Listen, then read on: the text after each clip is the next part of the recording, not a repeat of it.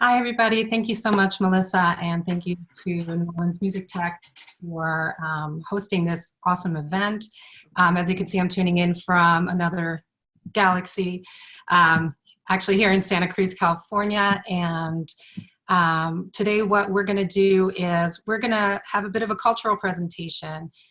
Charlie Steiner is an incredible videographer, photographer. He's a iconic photographer, actually, who's been working with some of the most incredible artists from the 60s, 70s. He's photographed Bob Dylan, Jimi Hendrix, Janis Joplin, Frank Zappa, the list goes on. And he is currently the video director at WWOZ, New Orleans Radio. And I have the honor and privilege of knowing him for many years. He is a friend, and so doing this interview today is very exciting for me. And as well, I'm going to just speak a little bit about my company. We're a startup, and we're focused on building digital tools to help artists manage themselves and streamline their online presence. As an independent artist myself, I've been working as a DIY artist for most of my career, and so facing many of the challenges that artists face, streamlining everything from their socials to their newsletter and everything in between. Musicians Base is essentially a response to that. And BASE stands for Business Administration Software for Success. Also stands for Badass Superstar. And we've actually just rolled out an EPK. It's a streamlined one-page EPK that is still in beta, but you can check it out. I'm going to post some links here. And I want to just also encourage everyone to download the app for WWOZ Radio. You can have that streaming on your iPhone or your Android. You can listen to Festing in Place. So take a look at the chat and you'll get the links to all of that. All right, so without further ado, I would like to introduce Charlie Steiner. We were supposed to be in New Orleans this week. This event was supposed to take place in person at the Jazz and Heritage Foundation Center, and they are the hosts of Jazz Fest, and they're also the hosts of, they run WOZ Radio, so it's really a wonderful thing to have Charlie here with us today. Charlie, can you just say hello and tell us a bit about your role as video director? Hello. I don't see my, am I on? Can you hear me? Yes. Hello? Yes, we can hear you. You can hear me. Okay. So I started the WWOZ is a great radio station that plays New Orleans and other music, has a worldwide audience for a long time. The previous general manager was a visionary who started streaming way before almost any other radio station was streaming, when people thought it was crazy, who's going to listen. And then he had the idea that about 5 years ago, 6 years ago, that a radio station to be current in the 2000s should be doing video. And he got the money together, and I was hired. And we, just to summarize now, we'll go into details later, but most of what we do is we film live music with multiple cameras. We do live switches, and we stream live from the WWOZ studio, and from festivals, and from clubs sometimes, and from the Jazz and Heritage Center, which is owned by the Jazz and Heritage Foundation, that owns our license and that puts on Jazz Fest and about 5 or 6 other smaller festivals during the year, many of which we film. So since I started in 2014, we've filmed, I lost count, but it must be close to 500 bands. We do about 100 a year. So we have an incredible archive. When anybody dies, we can usually come up with a video of any important New Orleans artist and some from other places. So that's a summary of what we do. Awesome. And Charlie, how did you end up at OZ? What's your background in photography? I mean, I spoke a little bit about your rock photography, but yeah, why don't you tell us a little bit about how you ended up in New Orleans and how you actually created the video department? You want me to talk about my old photography when I was young, or about WWOC first? Well, why don't you share with us how you created the video department at WOC? Okay, well, it was just me, and I had a budget to buy some equipment, and I bought a bunch of cameras and some computers for editing, and microphones, and a lot of SD cards. And it's an extension. The whole idea is an extension of something that WWOZ has been doing for a long time, which is live broadcasting live concerts. We have 2 audio trucks, and they're sometimes used at the same time. So we can go, our audio engineers can go anywhere and do broadcast live concerts, and really good quality. Great engineer who can do festival style mixing, meaning you don't know what's going to happen until it starts. We have the bulk of our, when I say we do 100 a year, we have a membership drive twice a year. WWOZ is a nonprofit community station. So we have the pledge drive that everyone else does that's in, community radio. It's about 9 or 10 days. And during those 9 or 10 days, about 4 bands a day come into the station to play live. So and they're on the radio, and we live stream video at the same time. So we get about 30 to 40 bands twice a year. And then we also do, the other major thing we do is concerts from the Jazz and Heritage Center that I mentioned. They started a new idea this year, but until this year, they had a monthly schedule of concerts of major, usually New Orleans based artists, but not only, at the Jazz and Heritage Center, which was just built about the same. It was inaugurated by George Wein around the same time that I started in 2014. So that's in a nice hall with good sound and everything. So we do a lot of those. And then the biggest thing we do all the time is the Crescent City Blues and Barbecue Festival, which is in October. That's in Lafayette Square, outdoor festival for 3 days, Friday, Saturday, Sunday. And that has a lot of national acts as well as local acts. And we live stream that from location, and get to keep most of the video. Some of the major acts don't let us keep it, like Los Lobos or Taj Mahal, ones I remember that they let us stream it, but anyway, we have, from that we have this incredible archive of some many important national artists, as well as local artists that we get all the time. Awesome. So how is WZ dealing with the current COVID crisis, and how's the radio station responding to that? Well, the first thing is that, as far as the radio goes, is just to continue as is, as a public service. People are home, excuse me, and listening to the radio a lot more than they usually do when they're at work. And it was decided immediately that's the most important thing, is to keep the radio going. And of course, they have a procedure for. We have about 70 volunteer DJs that have a 2 to 4 hour slot every week. And so there's a strict protocol. No more than one person at a time can be in that booth where they broadcast from, and they wipe it down before they leave, and the next person wipes it in, and they don't get near each other. And a lot of people who don't want to come in, some people are creating their shows at home, and other people that aren't able to, they're creating shows from old shows. So the entire weekly schedule of 70 hosts goes on as normal. Then we've been doing, that's the radio.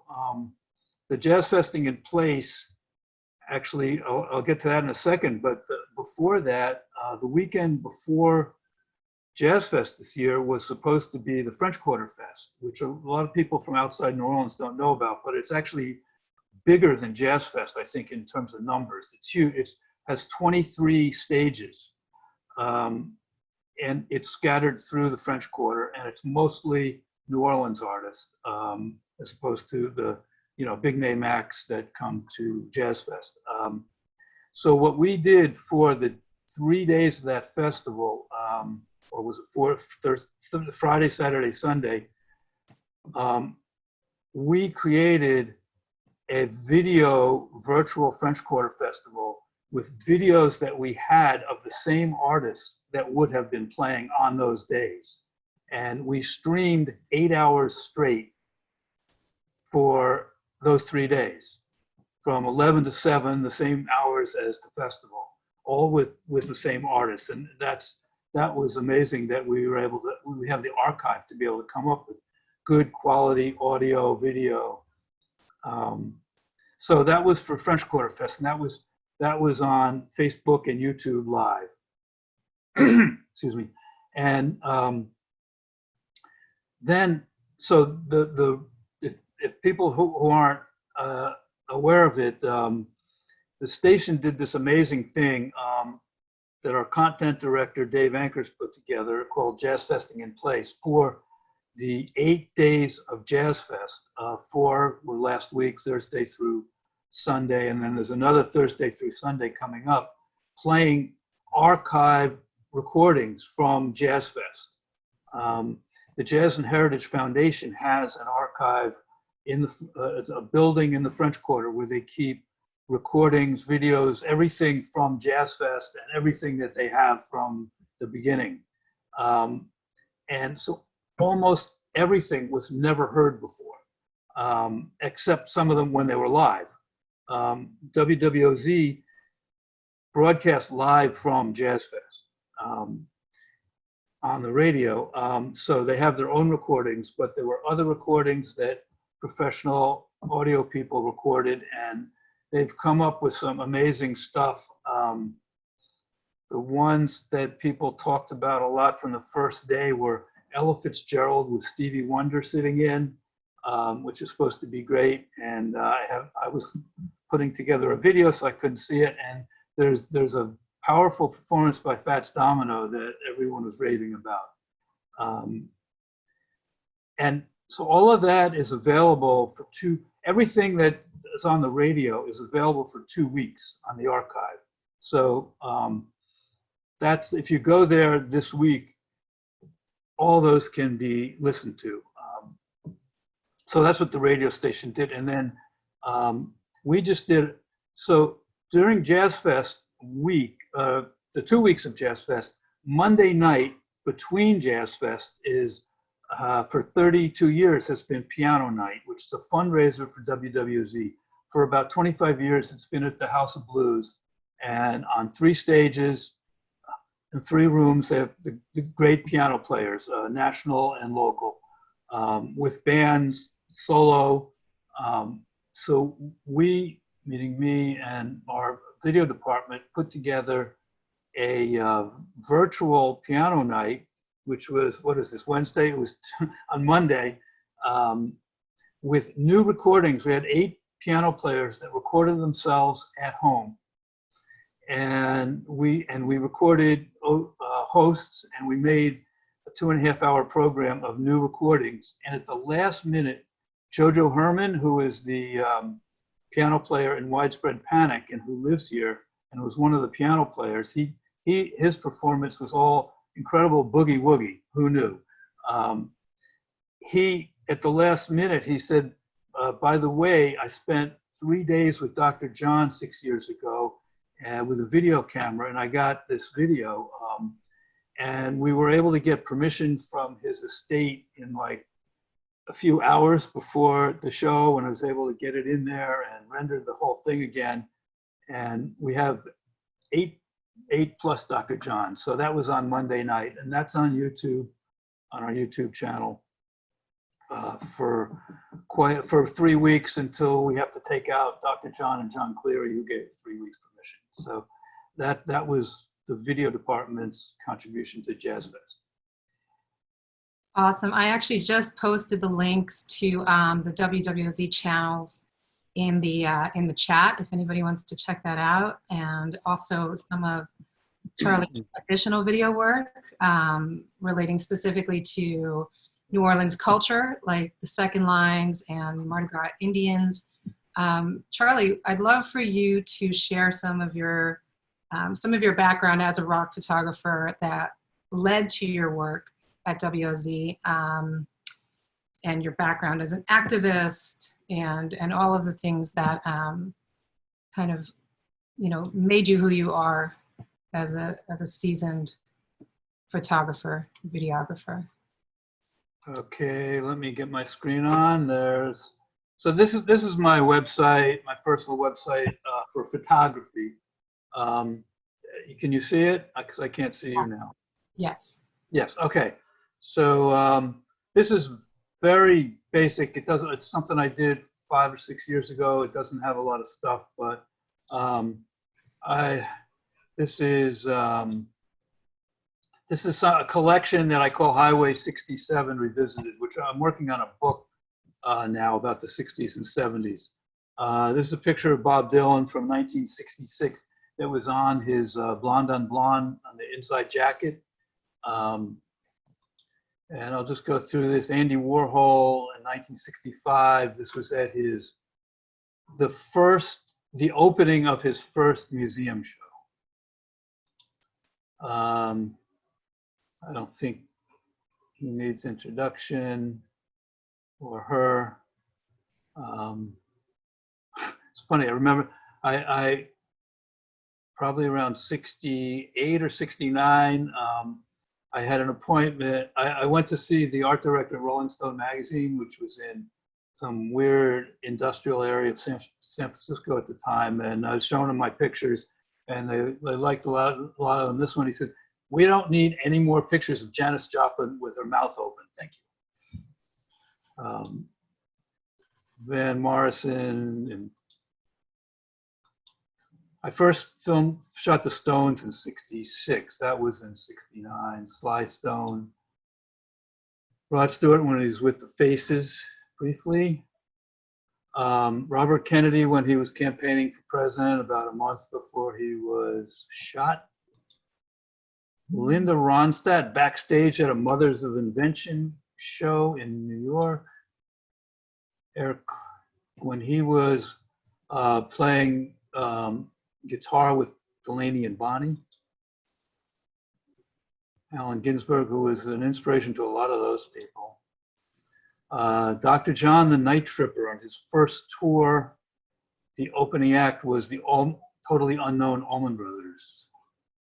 Frank Zappa, I did get to spend a lot of time with Frank Zappa. This was at the recording studio in Times Square where they were recording We're Only in It for the Money. Let me see here.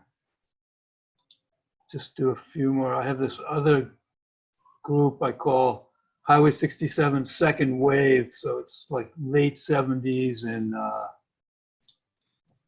early 80s.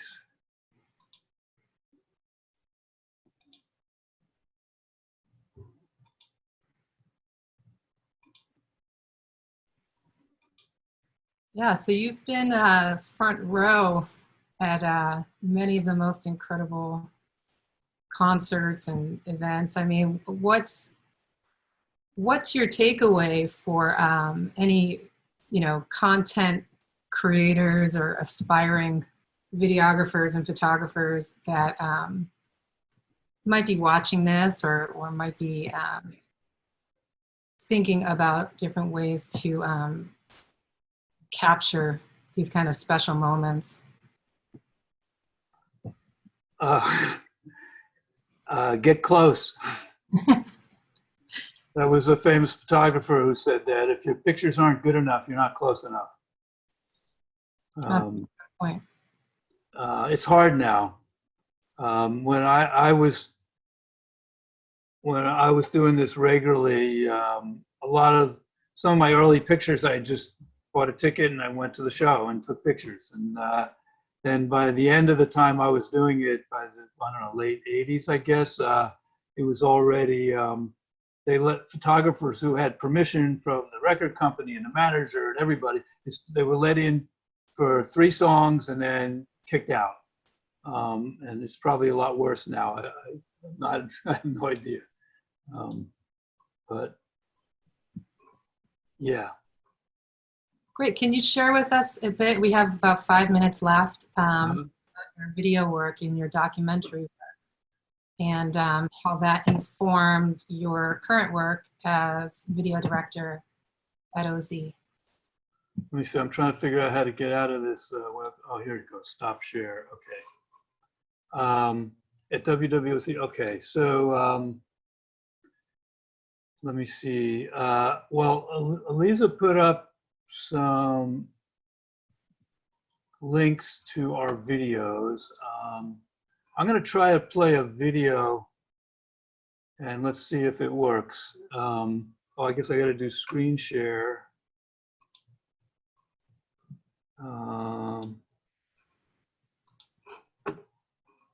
Let's see if you can hear this. This is something made a few years ago. It's like a teaser about what we do. Try to find the player. Here we go. Start off, baby.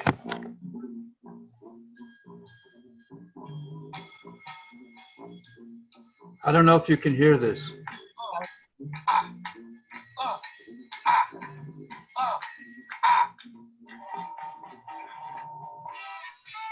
you say New Orleans, you think of music. As soon as you turn on OZ, that's New Orleans. We were walking on Wall Street one day, and there were some people playing music on the street. And my husband says, "Well, we knew we could do that." I'm like, "You must be crazy. I've been to college. I'm not playing on the street." But love makes you do crazy things.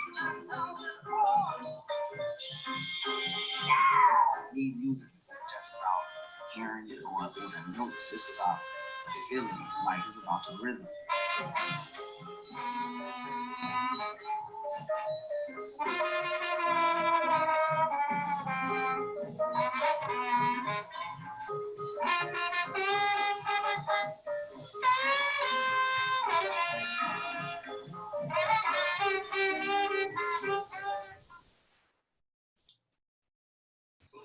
Thank you so much for giving us that close-up look at New Orleans music scene, given that we can't be there.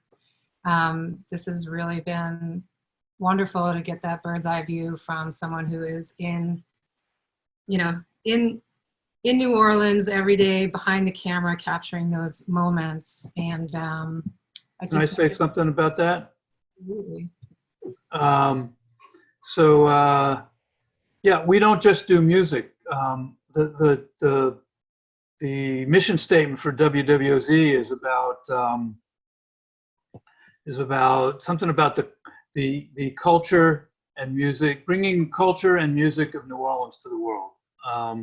So I take the culture part pretty seriously, and there's incredible local culture here. I mean, that's why so many people are still moving here, because it has a unique culture, and I don't probably need to explain that to anybody. But there's the second lines and the Mardi Gras Indians, which are well known in some way, are not that well known, really. And so I've spent a lot of effort to get inside those worlds. And one of the cool things about my job is that anybody can go to, a second line and take pictures, but because I'm associated with WWZ, I have street cred, like immediately. I mean, in the middle of a second line, just remembering that this like gigantic sousaphone player came over to me, and I was filming and had his chest in my face, or his belly button is my face, because I'm not that big. And he's like, who you with? And WWZ. Oh, cool, man. Okay. And backed off. And that happens all the time. At the same time, there's a lot of culture here that people who are from here or lived here a long time take for granted. And by my being newer, I just came in 2014, it's all still exciting to me. And I think there's that outsider insider thing that can actually work to your advantage. And then also through WWZ, for example, with those culture bearers, we have somebody that works with us who's very close, who's from that community, and he's brought me into stuff that I wouldn't have known about. There's a lot of stuff going on in places that are not public, and I get to go there, and then I meet people, and then they introduce me to other people. There's 2 videos that are on in the chat that are about that I filmed on different Mardi Gras mornings of new tribes that were coming out, of Mardi Gras Indians.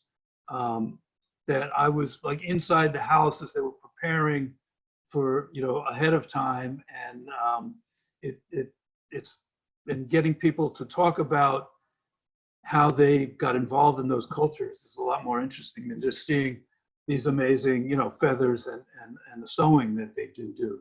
So, yeah, that's what I want to say about that. So we do a lot of culture as well as music. That's awesome. And, to be able to catalog that for the last, I guess, going on, well, it's been 40 years, right, since the radio station has been active, nearly 40 years. Is that correct? Something like that. Yeah, I'm not sure. Yeah, so the Jazz and Heritage Foundation has been active since the early 80s. And so that culture has been documented and archived. And yeah, again, I want to encourage everyone to download the WWOZ app on your phone so you can listen and to support. We're going to be going into breakout rooms. And once again, if you want to connect with Charlie or me, you can find our contact information. We're going to be around. So thanks again for the opportunity. Thank you, Charlie, for joining us and sharing all about WOZ.